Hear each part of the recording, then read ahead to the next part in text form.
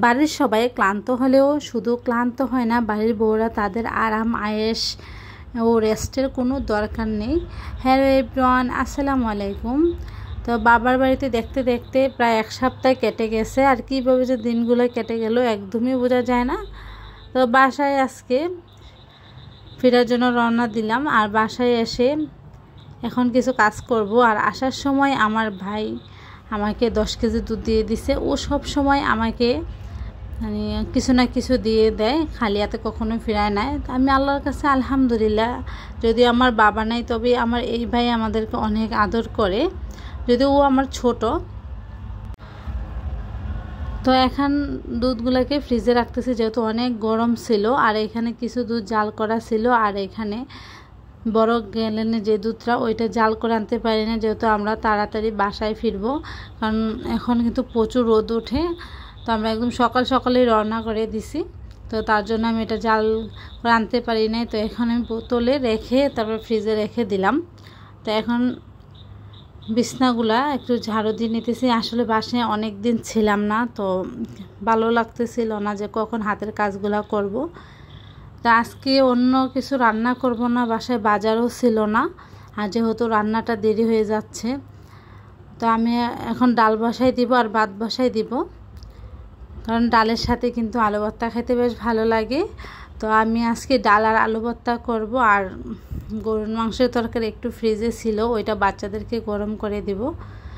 তো ডাল আর ভাত হয়ে গেলে কিন্তু মনে হয় যে অনেক কাজই শেষ হয়ে গেছে। তো আমি এটা বসাই, তারপর আমি হাতের কিছু কাজ করে নেব, মানে ঘর ঝাড়ু দিয়ে তারপর রুমগুলো মুছে নিছি, কারণ ভালো লাগে না। এক সপ্তাহ পর বাসায় ফিরলাম, তারপর রুমগুলোর মধ্যে কেমন যেন মনে হয় যে একটা গন্ধ গন্ধ। তো তার জন্য আমি পরিষ্কার করে, তো এখন আমি কিছু পেঁয়াজ কেটে নিতেছি, আর ডালের জন্য রসুন কেটে নিছি। আসলে মানে বাড়ির বউরা ক্লান্ত হয় না কেন বললাম, যে গাড়ির জার্নি করে কিন্তু শরীর অনেক খারাপ লাগে, তারপরে কিন্তু এই যে রান্না করতে হইতেছে, তারপর ঘর গুছানো সব কিছু করা লাগতেছে, কিন্তু বাড়ির মেয়েরাই কিন্তু এগুলা মানে করে না। তো প্রচণ্ড রোদ ছিল, ওর বাবা আবার আসার সময় একটা তরমুজ নিয়ে আসছিল, তো এটা এখন কেটে দিলাম। আর তরমুজটা মাশাআল্লাহ অনেক মিষ্টি ছিল। তো এখানে আমার ডালটা হয়ে গেছে, তো আমি এখন এটাকে বাগার দিয়ে নিব। আর অন্য চুলায় আমার আলু সিদ্ধ হয়ে গেছে, তো ডালটা এখন বাগার দিয়ে নিব।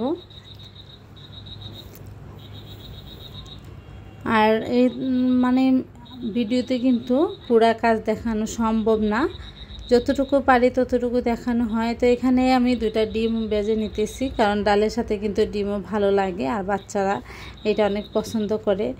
তো ওর বাবা চিংড়ি মাছ আনছিল, তো এটা এখন কেটে রাখার সময় হাতে নেই, তো তার জন্য আমি বক্সে করে ফ্রিজে রেখে দিতেছি। আর বক্সে করে রাখলে কিন্তু পানি থেকে মানে মাছ থেকে যে একটা পানি বের হয়, তো ফ্রিজটা ওইটা নষ্ট হয়ে যায়, তো তার জন্য বক্সে করে রেখে দিতেছি। আর এখানে ডিম ভাজতেছি, তো আমি ডিমটা মানে তাড়াতাড়ি করতে যে মানে ডিমটা এক পাশ না হতে আমি উল্টাতে চাইছিলাম, তো এটা ভেঙে গেছে। আর গরুর মাংসের ঝোল ছিল মানে তরকারিটা, তো এটা এখন গরম করে নিতেছি। তো এখানেই বিদায় নিতেছি। সবাই ভালো থাকবেন, সুস্থ থাকবেন, দেখা হবে পরবর্তী নেক্সট কোনো ভিডিওতে। আল্লাহ হাফেজ।